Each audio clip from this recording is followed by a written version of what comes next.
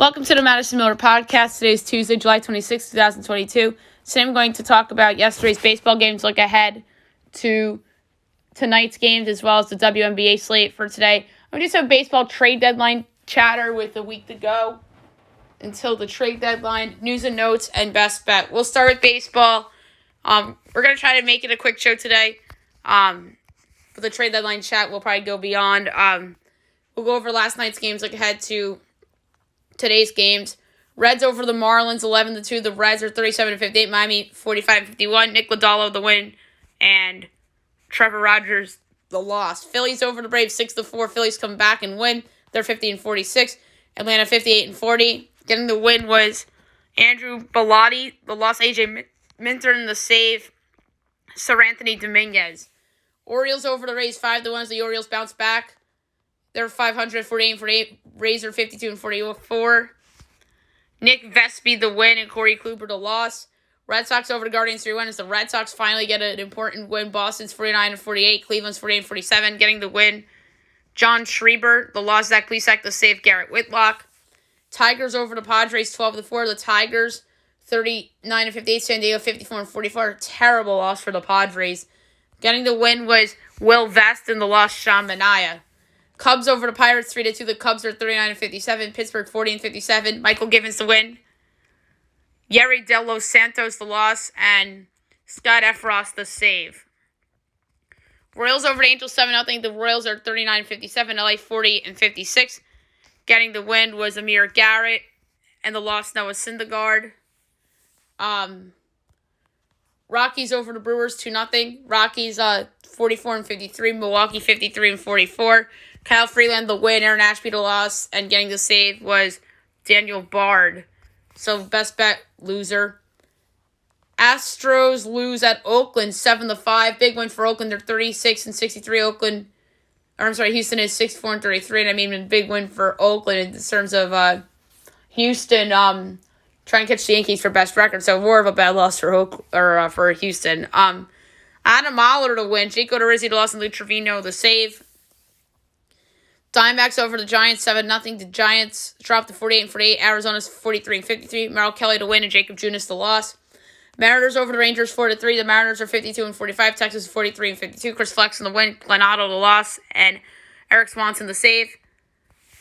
And the Nationals upset the Dodgers 4-1. The Nats are 33-65. Dodgers are 64-31. Getting the win for Washington was Andres Machado. Tony Gonsolin suffers his first loss. Getting the save was Kyle Finnegan. So, the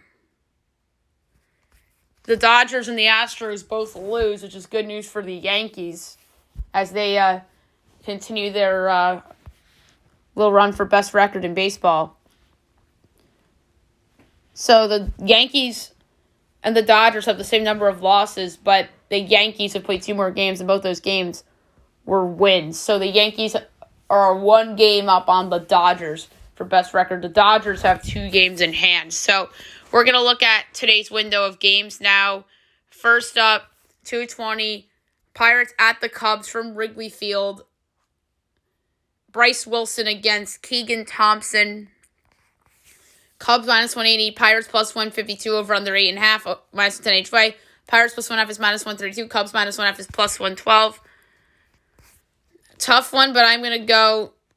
This is a crazy pick, but I'm going to go with the Cubs run line, minus 1.5 at plus 112. Marlins at the Reds at 6:30. Pablo Lopez and Hunter Green. So, good battle between 2 young arms. Marlins minus 112, Reds minus 104 over under 8.5. Overs minus 120, unders minus 102. Marlins minus 1.5 is plus 140. Reds plus 1.5 is minus 170. I'm laying it with the Marlins. They're 58.4 according to ESPN Analytics, and they're only minus 112. I know I fell into the trap against the Rangers last week, and it did me bad. So maybe I'll dodge that for best bet. 7 o'clock, you have the Braves and the Phillies. Spencer Strider and Aaron Nola. Braves minus 124. Phillies plus 106. Over under 7.5. Overs minus 106. Unders minus 114. Braves minus 1.5 is plus 130. Phillies plus 1.5 is minus 156. I'm going to go with the Phillies as a home underdog. They're plus 106 and 56.5 according to ESPN Analytics. So this would be another big opportunity for Philly. Rays Orioles. Shane McClanahan and Spencer Watkins. Rays minus 205. Orioles plus 172. Over under 7.5 minus 110 each way. Rays minus 1.5 is minus 118. Orioles plus 1.5 is minus 102. I'm going to go with the under. I don't like going unders with the number that low, but I'm doing it here. With McClanahan on the mound for Tampa. Cardinals, Blue Jays. Andre Palante and Jose Barrios. And no Paul Goldschmidt or Nolan Arenado because they're unvaccinated, so they can't play in Toronto. Blue Jays minus 235. Cardinals plus 194. Over under 9. Overs even money. Unders minus 122. Cards plus 1.5 and Blue Jays minus 1.5 is minus 110 each way. Even though they're down two big and important guys, I think the Cardinals at just under 2-1 is a great price at plus 194. Everybody's doubting them. Their two best players are 9 Toronto because of their vaccination status. But I'm going with the Cardinals at plus 94 because that would be so Cardinals to go in there and win. And the Blue Jays haven't taken advantage of the no vaccination thing for their opponents for a lot of the season. Or else, if they did, then they would probably be having the season the Yankees are having. So I'm going to go with the Cardinals.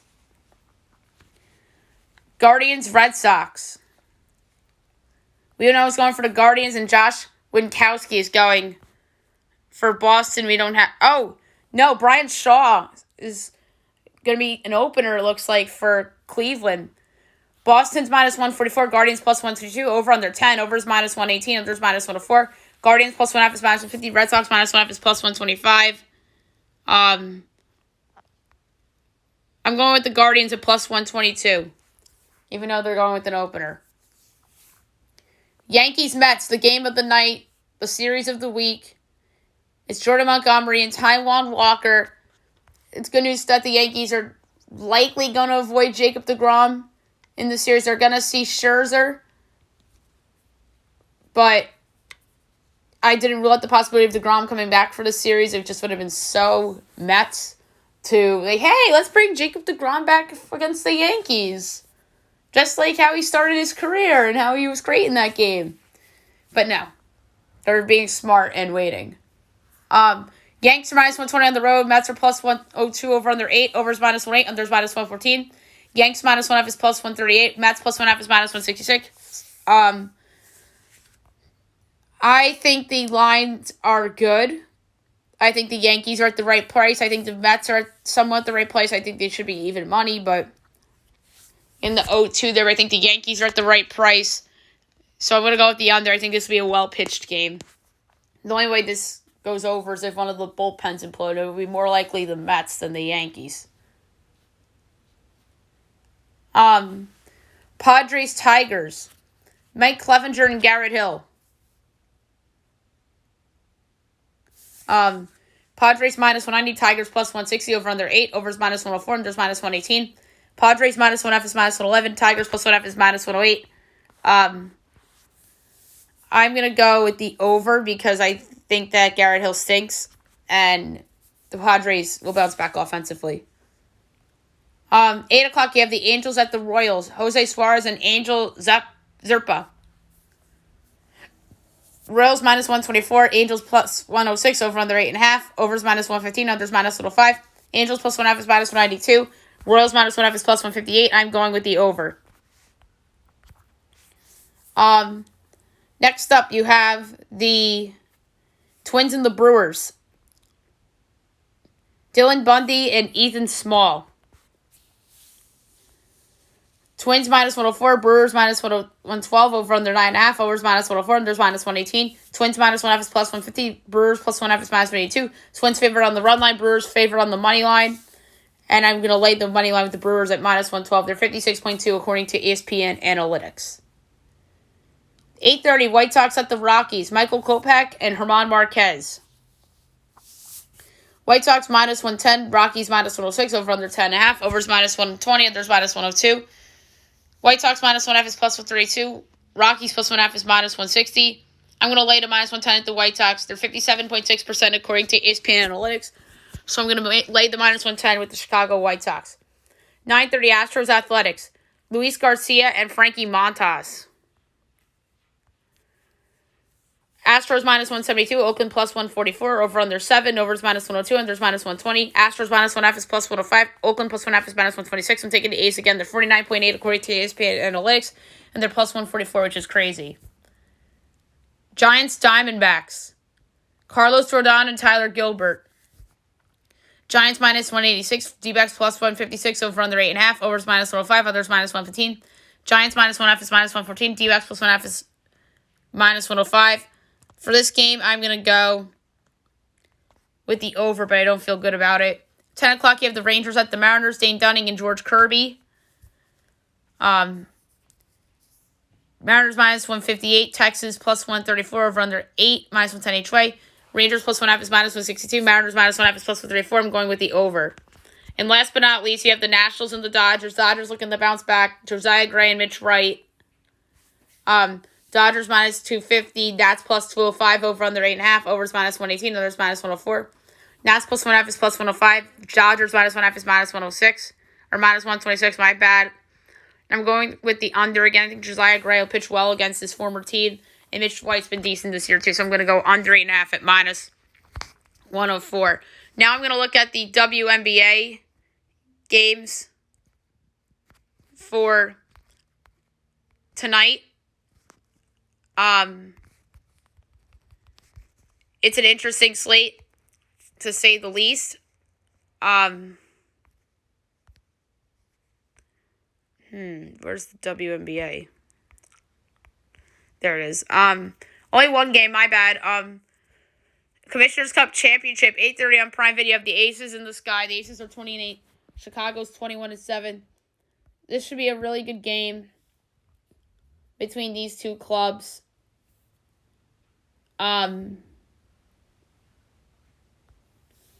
The Sky are favored by 2.5, totals 170.5. I'm laying the 2.5 with the Sky. It's simple. The Aces are just a very weird team. I like Becky Hammon. I think she's a fabulous coach.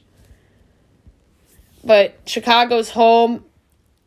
I think that the Sky, led by Candace Parker, are really going to get it done. Clea Cooper, Courtney Vandersloot. I know Plum and Aja Wilson and Chelsea Gray are great talents for Vegas. And Vegas can absolutely win this game. I just think Chicago's a teeny better. You're getting the number under 3. So I'm going to lay the 2.5 with the Chicago Sky. I think Candace Parker's going to be the best player on the court tonight, as the Chicago Sky will win the 2022 WNBA Commissioner's Cup. All right, now I'm going to talk some Major League Baseball trade deadline. I think that we might do this segment every day up until the 2nd of August, which is the trade deadline a week from today. So this is just going to be going around the league, what I'm hearing, and whatnot. All right, we'll start in the AL East. We'll start with the team that has the best record, and that's the Yankees. Yankees, it's Castillo or bust for me. They really need to address the rotation. I think they should move Nestor Cortez into the bullpen, into the role vacated by Michael King because of King's injury. And they should hold off the Juan Soto thing until the winter, because that would kind of upset the apple cart. How would Aaron Judge react to that? So I would hold off on any Soto conversation until after the season if I'm the Yankees. So here's a different team in the AL East that should be going in a different direction. What the fan base would have thought a week and a half ago while we were in the All-Star break, or 2 weeks ago. The Boston Red Sox. They've been struggling, getting blown out by the Yankees twice and the Blue Jays several times. There's an argument to be made that the Boston Red Sox should be a seller. It would be a very, very tough thing for ownership to accept. The Yankees did it in 2016. And the Red Sox have done it before too. 2012, they made that Josh Beckett deal. I believe they were a seller in 2014. They traded away Andrew Miller. So they've done it before, but this one would be a very tougher pill to swallow because they were in the ALCS last year. This Red Sox core is more in their prime than the other Boston cores, like the 2013 team that was probably one of the flukier championship teams in recent memory in sports, honestly, because of how 12, 14, and 15 went for Boston.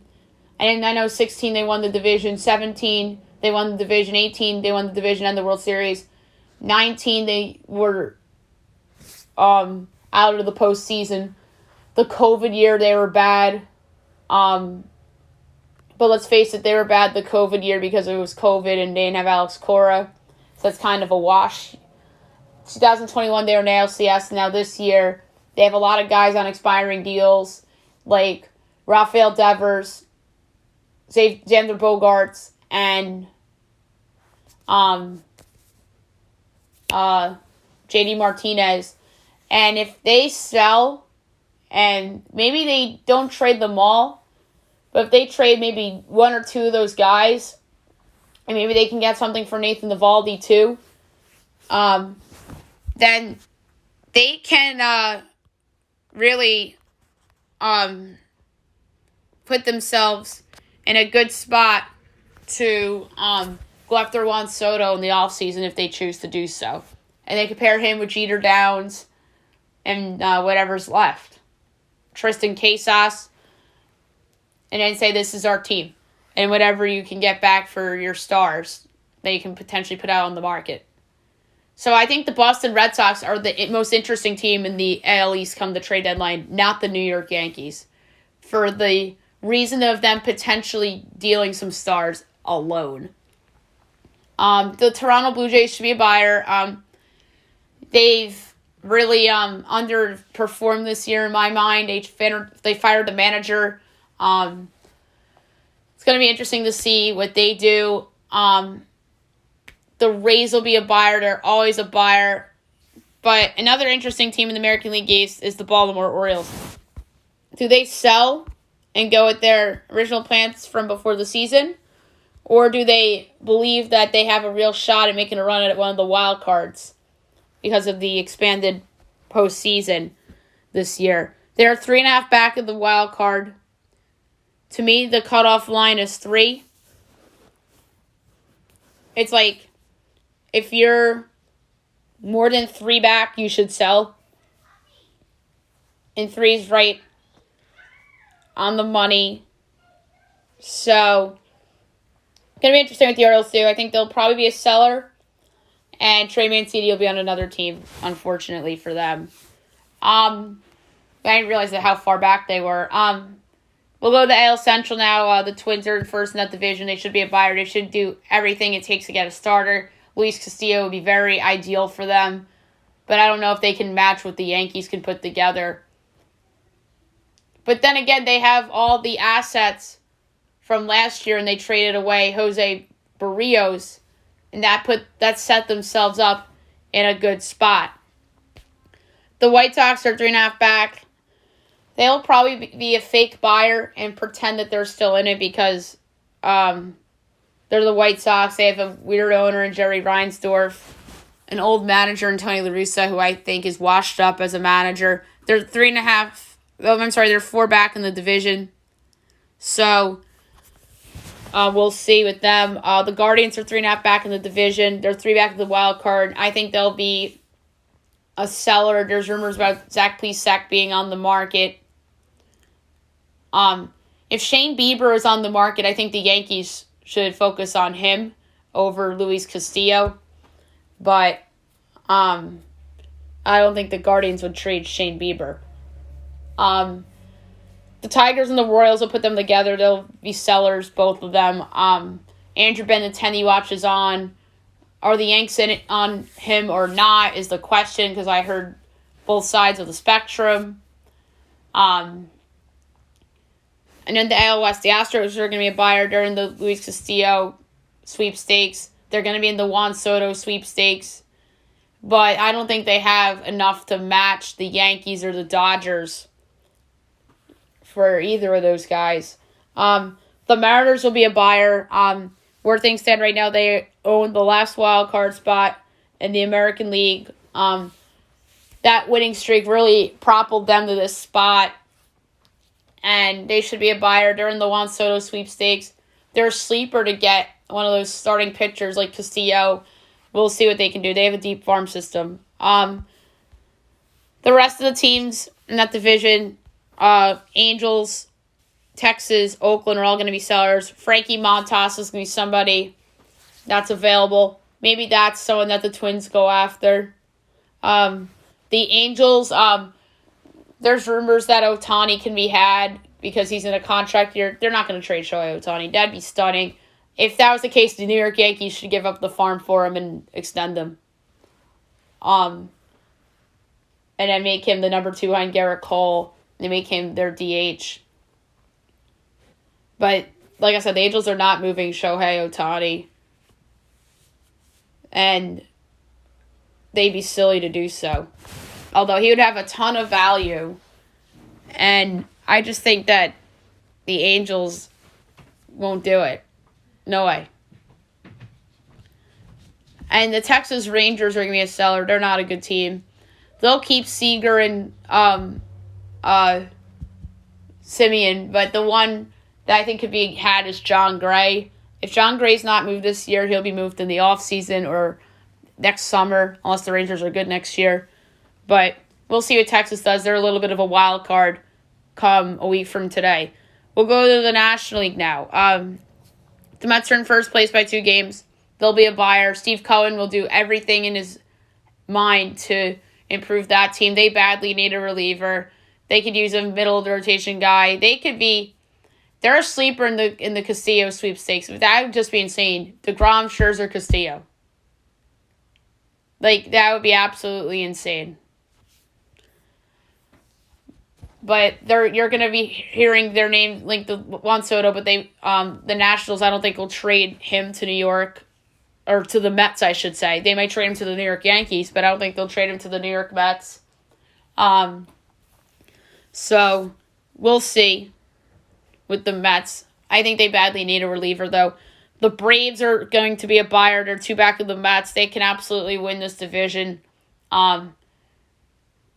So Adam Duvall's out for the season, so they need a rental outfielder. I think Joey Gallo would be good for Atlanta. He can play all 3 positions in the outfield. And I think the Yankees just want to get rid of him.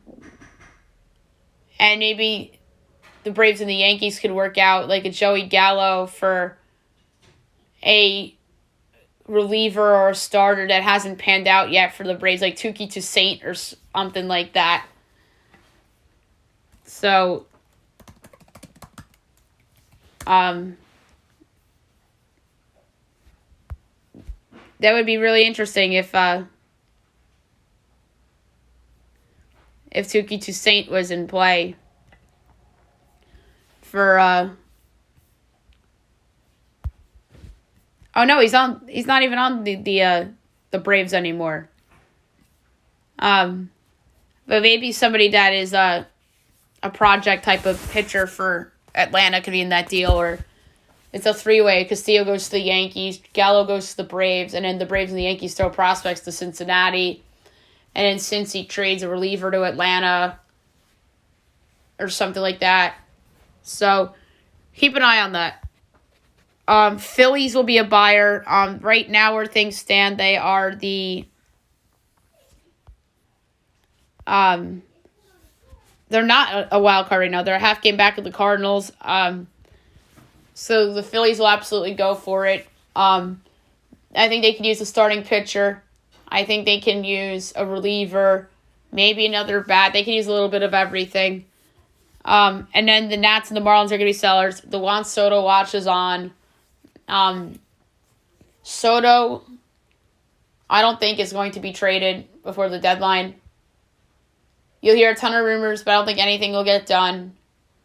My guess is that they rightfully wait until December when the Chicago Cubs or the Boston Red Sox, 2 potential sellers from this year, will be in play to go get him in December. And don't rule out the Cubs because they're going to get a lot more stuff for Contreras and potentially Kyle Hendricks as well. And they have a pile of prospects to trade for Soto to Washington to help recoup Washington. And then the Cubs can get Soto, and then the Cubs can have money so they can go out and sign Xander Bogaerts or Rafael Devers or JD Martinez or Aaron Judge in free agency if they want to. So that's what I predicted when I had Julian on the show last week. So it's going to be very interesting to see what goes on there. And then the Marlins will probably be a seller. Pablo Lopez is a sneaky name that Julian threw out on the show last week, but I don't know if they'll actually do it. You hear the Marlins every year in the rumor mill. They did trade Zach Gallen for Jazz Chisholm. That's a rare win-win trade for both sides. So you never know with them. All right, the NL Central, the Cardinals are going to be a buyer. They're in the third wild card right now. I still think that this team can win the division. They are, how many back in Milwaukee? 2. I think they're better than Milwaukee. Milwaukee needs offense. I think they could use a bat. Daniel Vogelbach would have been good for them, but the Mets went out and got him. Maybe they'll get Trey Mancini. Milwaukee. St. Louis is in the Soto sweepstakes. A lot of people view them as the front runner. I think I'd put them in my top 5. Right now, the top 5 for me is Padres, Dodgers, Yankees, Cardinals, Rays. And then the Cubs instantly jump in there after the deadline. After the deadline, I'll redo the rankings. The Yankees will probably drop if they get Castillo. Then the Cubs will probably replace them. And then St. Louis, yeah, they're interesting. They could use a pitcher too. They could use a bullpen guy. The Pirates will probably sell. The Cubs will definitely sell. Contreras is available. Kyle Hendricks available. David Bednar is going to be traded from Pittsburgh, I think. I could see him going to like the Dodgers or something like that. The Reds will obviously sell. Castillo is out the door. The question is, where does he go? I think the Yankees are the favorites right now, and then I'd say the Dodgers are second. So we'll see about that. And then Tyler Mahle, I think, is in play. I think the Mets can use somebody like him. And then the NL West. The Dodgers will be a buyer. They're always a buyer. Their goal each and every year is to win the World Series. And Dave Roberts wants to own up to that promise. They have a huge lead in the National League West. They're in play for Castillo. They're in play for Soto. They're in play for all the big stars, just like the Yankees are. And then the Padres will obviously buyer. Right now, they are 2.5 up in the second wild card from the Cardinals, and the Cardinals are the third wild card. And they're 4 back of Atlanta for the top wild card. So the Padres will obviously go for it. I wonder if they're in play for Castillo. That'd be insane. Castillo, Joe Musgrove, Blake Snell. Like, that'd be an insane rotation. And Yu Darvish, oh my lord. They're absolutely in play for Soto. They're the favorite in my mind because they could put Mackenzie Gore and C.J. Abrams on the table. So I don't think anybody would top that unless if the Cubs can get better prospects for those, or not better prospects, but more prospects so they could have the depth to do it. It's going to be a very interesting deadline, obviously. And then we have 3 more teams to touch on. San Francisco, they're 2.5 back of the wild card. They're a wild card period and the story, whether they buy or sell. They're kind of like the Guardians and the Red Sox in a way, but more of an unknown. I think they're going to buy. They're less than 3 back. They're 2.5 back of the Cardinals for the final wild card spot. They're 500. So you got to wonder if like Carlos Rodon could be available. So it's going to be really interesting for San Francisco. And the Diamondbacks and the Rockies will obviously sell. I think that Daniel Bard's going to play the closer for the Rockies. Joe Mantiply, I think, will be had at the deadline as well. He was an all-star. CJ Cron's going to get traded. I've been screaming for the Rays to go get him. That'd be just a perfect Tampa Bay Ray player. So it's going to be interesting to see how this trade deadline unfolds. And in a week. And we'll probably be doing this segment for the next couple shows. All right, news and notes time. We're going to try to be very rapid-fiery here. So, some WNBA news. Liz Cambage quits the Sparks as the starting center has left the team after wanting out of LA. That's ridiculous. That is absolutely ridiculous of her to do that. I know she is preventing herself from getting injured because she wants to get traded.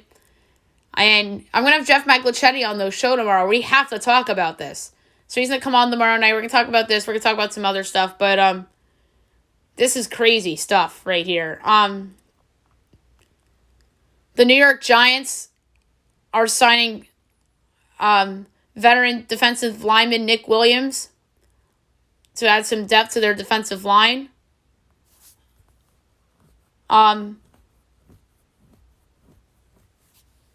Bears All-Pro linebacker Roquan Smith to hold out and will not participate in training camp and despite a contract dispute. So we'll see how that plays out. Rookie wide receiver Justin Ross placed on season-ending IR.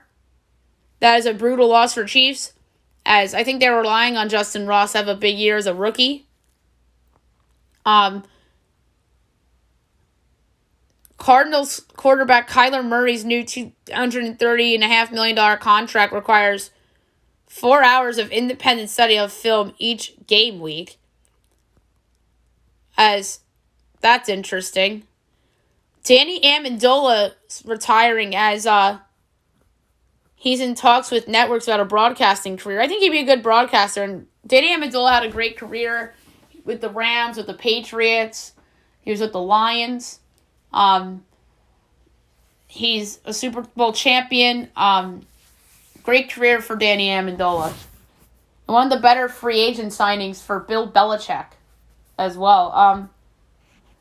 Here's an interesting one. A rival coach is not sold on Trey Lance, as he says whose team plays the 49ers this season calls it an early Christmas present if the team trades Jimmy Garoppolo. Well then. Wonder who that was.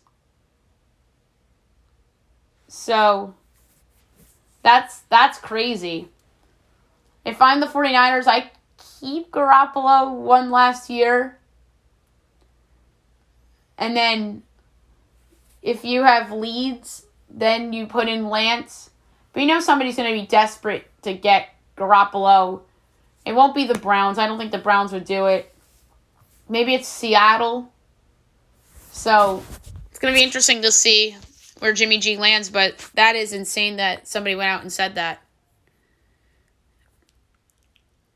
There are more teams in the Donovan Mitchell sweepstakes. The Wizards, the Raptors, the Hornets, the Kings, and the Hawks. But the New York Knicks remain the favorite. Jalen Brown responds to trade rumors with the Boston Kevin Durant thing, as he tweets 3 letters after Boston reportedly offered him to Brooklyn in a package for Kevin Durant. You should check out the tweet for yourself. It's an eye-opener. Red Wings defenseman Mark Syke to miss 4 to 6 months as he underwent successful surgery to repair his torn Achilles. So that's a tough piece out for the Red Wings. We talked about Juan Soto a lot in the previous segment, as the Padres and the Dodgers lead the field in MLB.com's poll with a long list of potential favorites. Those are my top 2 as well. Yankees, I have 3rd. I have the Cardinals 4th and the Tampa Bay Rays 5th. And speaking of the Tampa Bay Rays, bad news for them. Kevin Kiermaier out for the season, as he'll have season-ending surgery on his hip. That is a brutal loss for the Rays. Kevin Kiermaier is a staple for them in center field. Their best defensive player by a mile. And occasionally can run into a ball offensively as well. We talked about Trey Mancini as the trade deadline approaches, and Mancini thinks he's gone, as he thinks he's approaching his last series in Baltimore as trade rumors swirl. That's insane. The San Francisco Giants could target Ramon Laureano as an outfield fit, as San Fran explores moving Tommy La Stella for defensive upgrades. The MLBPA rejects international draft, as that will not happen after Players Union rejects the league's final proposal, and status quo remains in place. The Nationals want to move Josh Bell before moving on with Juan Soto, and in play for Bell are the Astros, the Brewers, and the Mets. I think the Brewers and Josh Bell makes a ton of sense. And then the Rangers pick up Dallas Keuchel on a minor league deal, so we'll see if he gets yet another chance here to prove himself that he still belongs in the big leagues. Last but not least, my best bet of the day, brought to you by FanDuel. There's some interesting options for me to go with, but there was one that really stuck out to me more than the rest. It's a rivalry matchup in Major League Baseball. It's a total, and if the price is still at the spot where I want it to be, then I'm going to roll with it. I'm going to put a quarter unit down on the over 8 between the Rangers and the Mariners. I think that is low. So I'm going to lay a quarter unit on over 8, minus 106, between the Rangers and the Mariners. All right, so that's it for the show. I'll be back tomorrow recapping the results from all the games and looking ahead to everything going on tomorrow. And we'll pick a winner for the Rocket Mortgage Classic. Jeff Maglicchetti's going to join us tomorrow. And hope you guys have a great day, everyone.